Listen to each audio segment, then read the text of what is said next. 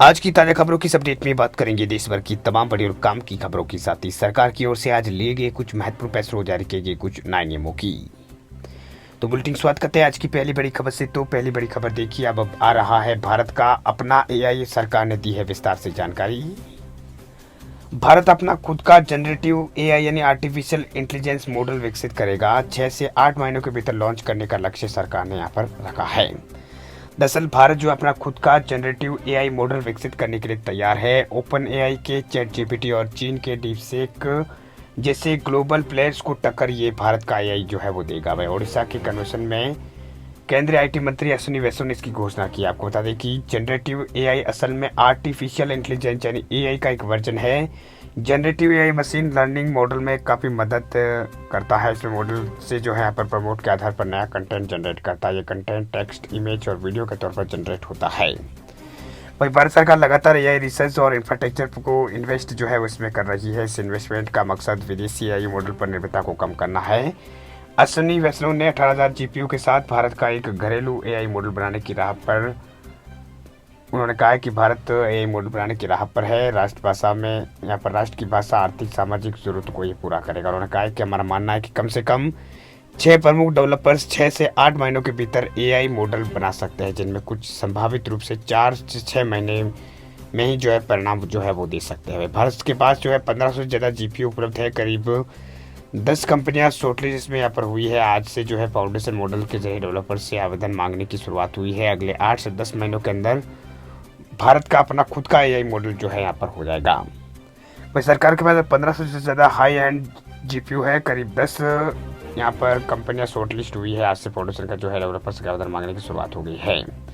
अब आपको ये बता दें कि ये होता क्या है। तो बता दें आपको, हिंदी में बात करें तो एआई जो है होता है आर्टिफिशियल इंटेलिजेंस यानी कृत्रिम बुद्धिमत्ता इसे कहते हैं। ये एक ऐसी टेक्नोलॉजी होती है जो मशीन को सोचने और समझने की क्षमता देती है और पैसा लेने की क्षमता देती है। वही एआई कंप्यूटर सिस्टम को डेटा प्रोसेसिंग और पैटर्न की पहचान और पैसा लेने में सक्षम बनाता है।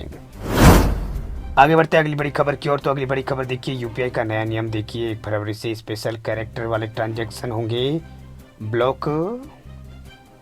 यूपीआई पेमेंट पर जो है एक नया नियम आने वाला है, जिससे 1 फरवरी में जो है बदलाव यहाँ पर होने वाला है, जिसमें जो स्पेशल कैरेक्टर वाले जो यहाँ पर ट्रांजैक्शन होंगे वो जो है कैंसिल हो जाएगा। जैसे अगर आप भी यूपीआई पेमेंट का इस्तेमाल करते हैं तो 1 फरवरी से आपके लिए कुछ नियम जो है वो बदलने वाले हैं। तो national payment corporation of India ने नई दिशा निर्देश जारी कर दिया है, जिसके तहत अब ट्रांजैक्शन आईडी में स्पेशल कैरेक्टर का इस्तेमाल नहीं किया जा सकेगा। अगर कोई ऐप में इस नियम का उल्लंघन करता है, पालन अगर नहीं करता है तो ट्रांजैक्शन फेल हो जाएगा। वही एनपीसीआई ने सभी पेमेंट ऐप को आदेश दिया है कि वे ट्रांजैक्शन आईडी में सिर्फ जो है यहाँ पर अक्षर और नंबर ही रखें। किसी भी तरह के जो स्पेशल कैरेक्टर जो है, मतलब स्पेशल जो कैरेक्टर होते हैं जैसे @ है, हैशटैग है, डॉलर का साइन है, इसके अलावा परसेंटेज का है या फिर एंड आदि का जो है उपयोग करने पर पेमेंट अब कैंसिल हो जाएगा। ये नियम मुख्य रूप से बिजनेस यूजर्स के लिए है, लेकिन इसका असर जो है आम ग्राहकों पर भी पड़ेगा। यूपीआई ट्रांजैक्शन आईडी जनरेशन की प्रक्रिया को स्टैंडर्ड बनाने के लिए ये बदलाव किया गया है। इससे भी जो है बैंक और पेमेंट सर्विस प्रोवाइडर एक समान फॉर्मेट में काम करेंगे, जिससे सिस्टम में गड़बड़ी ना हो। ट्रांजैक्शन फेल होने की आशंका जो है इसमें कम हो जाएगी।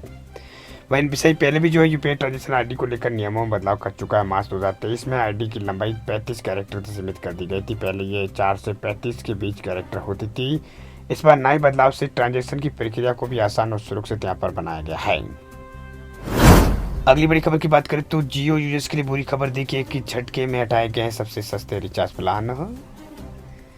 जियो के ग्राहकों के लिए एक बुरी खबर सामने आ रही है। दरअसल ये कि झटके में जियो ने जो है कुछ सस्ते रिचार्ज प्लान जो है उनको बाहर कर दिया। यानी जियो के करोड़ों ग्राहकों को पूरी यहाँ पर खबर सामने आई। झटके में यहाँ पर एक झटके में कुछ सस्ते रिचार्ज प्लान जो है जियो ने अपने जो यहाँ पर ऐप्स जो है उसे यहाँ पर हटा दिए हैं। पूरी खबर क्या है तो आपको विस्तार पूर्वक बताएंगे, उससे पहले आप इस वीडियो को लाइक जरूर कर लें। पूरी खबर यह कि एयरटेल के बाद अब जियो ने भी अपने रिचार्ज प्लान में बदलाव किया। अगर 3 सबसे सस्ते रिचार्ज प्लान की लिस्ट को हटा दिया जाए तो ये प्लान जो वैल्यू कैटेगरी में थे, सस्ते दामों में लाखों यूजर्स को डेटा, कॉलिंग और एसएमएस दे रहे थे, लेकिन अब ये प्लान बंद कर दिए गए हैं, जिससे यूजर्स नाखुश है। हालांकि कंपनी ने 2 नए प्लान भी पेश किए जिसमें खास फायदे हैं, लेकिन उनमें इंटरनेट का डेटा नहीं है। वही जियो ने 3 सस्ते प्लान बंद कर दिया। इसमें 179 रुपये का था, 28 दिन की वैलिडिटी के साथ 2 GB डेटा पूरा महीने का देता था, 300 एसएमएस मिलते थे, उसको हटा दिया है। दूसरा प्लान था 479 का, जो 84 दिन की वैलिडिटी के साथ 2 GB डाटा के साथ है, उसको घटा दिया गया। तीसरा जो प्लान था 479 का, उससे 84 दिन की वैलिडिटी 6 GB डाटा के साथ आता था, उसको घटा दिया गया है। और इस लिस्ट में आखिरी प्लान 1899 का था, जो 336 दिन की वैलिडिटी देता था, 24 GB डाटा में आता था, उसको भी यहाँ पर हटा दिया है। वही अब कुछ जियो ने 2 नए प्लान पेश किए, 458 का पेश किया, इसमें 14 यहाँ पर 84 दिन की वैलिडिटी मिलेगी, लेकिन उसमें डेटा उपलब्ध नहीं है, डेटा वगैरह नहीं, आप SMS और कॉलिंग कर सकते हैं। दूसरा प्लान 1958 का है, जिसमें आपको वैलिडिटी 365 दिन की मिलेगी, इसमें अनलिमिटेड कॉलिंग का जो है फ़ायदा मिलेगा, बाकी कुछ भी फ़ायदा नहीं मिलेगा। तो ये बड़ी खबर फिलहाल निकल के सामने आई। फिलहाल बढ़ते आगे अगली बड़ी खबर की ओर।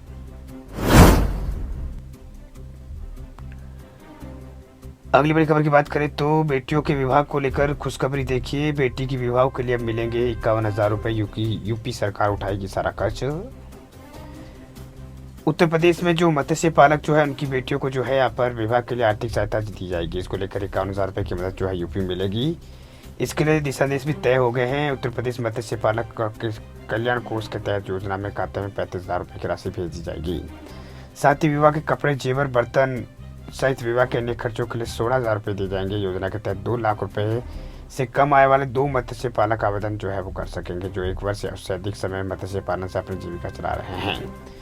इस योजना का लाभ मत्स्य, ऑक्टेक, केवट और मल्लाहा और निषाद, और इसके अलावा जो है यहाँ पर बिंद, धीकर, कश्यप और माझी और कोडिया, कुहार और तुहाड़ा समुदाय को इसका फायदा मिलेगा। इस संबंध में प्रमुख सचिव ने जो है मत्स्य विभाग को पत्र भेजा। इसमें योजना के दिशा निर्देश को राज्यपाल द्वारा स्वीकृति जाने की बात यहाँ पर कही है। अगली खबर की बात करें तो बजट से पहले मोदी सरकार का बड़ा ऐलान देखिए। MSME के लिए 100 करोड़ रुपए तक का लोन का रास्ता हुआ है साफ। केंद्र सरकार ने जो है मैन्युफैक्चरिंग MSME जो है उसके लिए म्यूचुअल क्रेडिट गारंटी योजना को मंजूरी दे दी। इस योजना के तहत पात्र फर्म को जो है प्लॉट और मशीनरी उपकरण खरीद के लिए 100 करोड़ रुपए का लोन की सुविधा दी जाएगी। वित्त मंत्रालय ने कहा है कि योजना उपकरण और मशीनरी की खरीद के लिए MCGS के तहत पात्र जो MSME को स्वीकृत 100 करोड़ रुपए तक के क्रेडिट की सुविधा के लिए सदस्यों को ऋण संस्थान द्वारा जो है 60% गारंटी के साथ प्रदान की जाएगी।